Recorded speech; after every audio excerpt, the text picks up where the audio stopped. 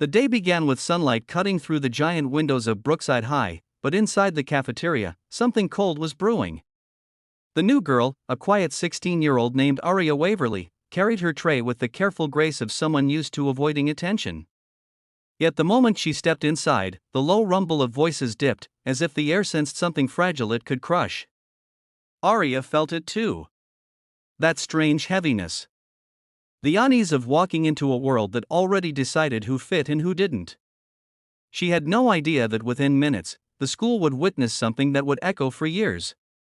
Because when cruelty finally cornered her, something unstoppable was already on its way. Her father, Chief Petty Officer Rowan Waverly, a Navy SEAL whose presence alone could silence chaos. That if you believe kindness deserves a second chance, please like and share this video, subscribe to Kindness Corner, and leave a comment to support more stories like this. Aria tried to look confident, but the truth was she had switched 6 schools in 4 years, each move following her father's deployments or relocations.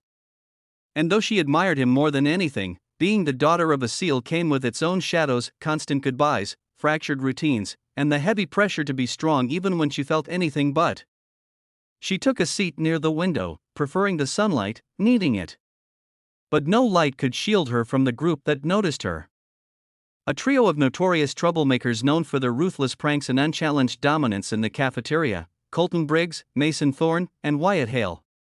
They had been watching her since morning, amused by her quietness, drawn by the temptation to test how easily she could be broken. Aria ate slowly, telling herself to focus on her breathing, a trick her dad taught her when panic tried to take over. But panic had a way of finding cracks. She had barely taken her third bite when a shadow fell over her. The boys surrounded her table, blocking her exit, smirking with the confidence of those who assumed nobody would stand up to them. Aria kept her head down, thinking they would lose interest. Instead, they sat beside her, pushing her tray away, asking questions she didn't want to answer, leaning too close, enjoying the discomfort they created. Aria tried to stand, but one of them grabbed her wrist, not gently, not playfully, but with the cruel grip of someone who knew exactly how much pressure to apply to provoke fear. The pain shot up her arm like electricity. She flinched but refused to cry out. That restraint angered them. It was as if her silence challenged their power. Mason twisted her wrist again, harder this time, murmuring something meant to provoke her, and the others laughed, encouraging him. Aria's breath hitched as she felt her arm being forced backward toward a position no arm should go. She tried to pull away, tried to use the techniques her father taught her, but shock and fear froze her bones. She whispered for them to stop, but they didn't. They wanted a show. They wanted the break, the scream, the crack of bone, anything to prove that they could shatter someone who walked differently than they did. But fate was moving faster than cruelty. Outside the school, Rowan Waverly had just parked his truck. He wasn't supposed to be there. He wasn't supposed to come home early.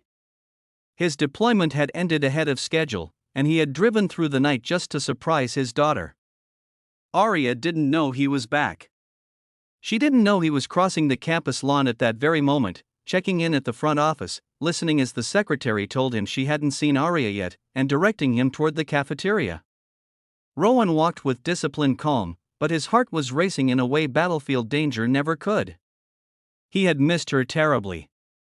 It had been 8 long months, and he wanted the first thing he saw to be her smile.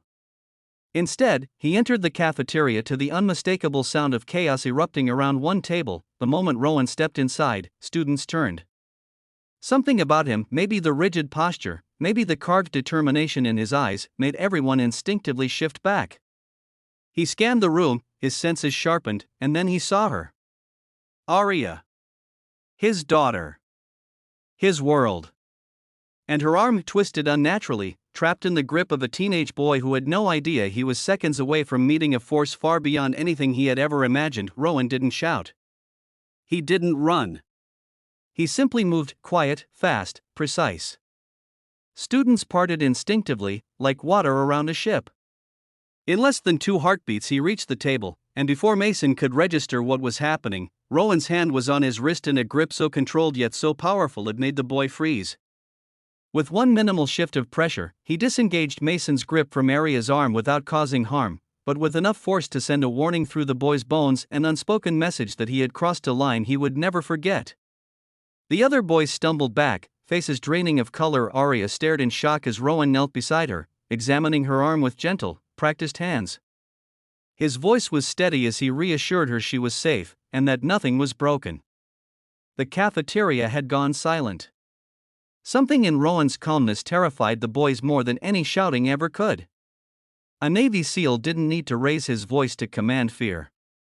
His silence alone was enough. He stood slowly, turning to the boys with a level gaze that stripped away every ounce of their arrogance. Without anger, without aggression, he made them confront what they had done. He didn't lecture. He didn't threaten. He simply asked them what they thought would have happened if he hadn't walked in.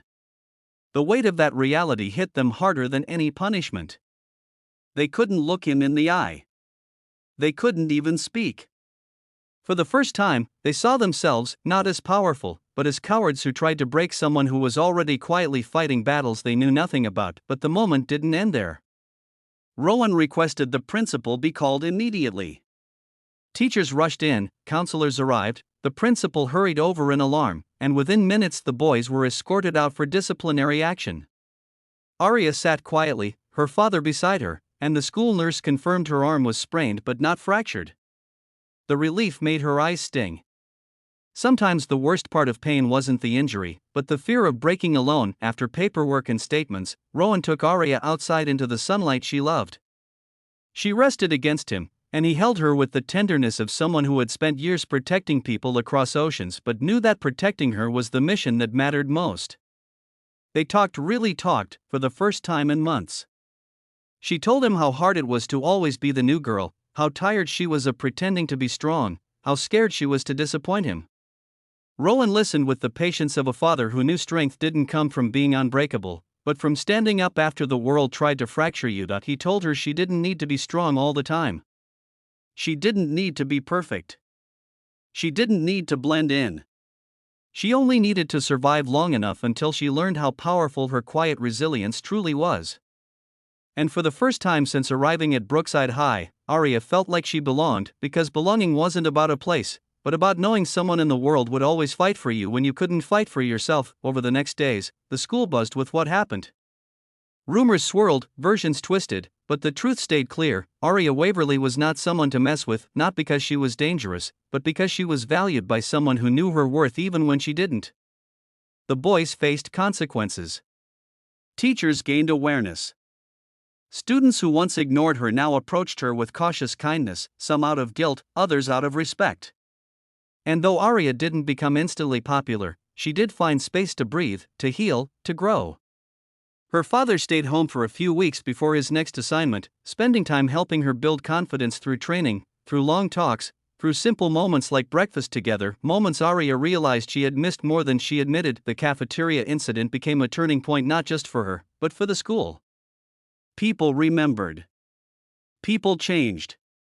And Aria, with her quiet strength, became a symbol of survival, not because she fought back with force, but because she kept going even when cruelty tried to break her. If this story touched your heart, please take a moment to like, comment, share, and subscribe to Kindness Corner.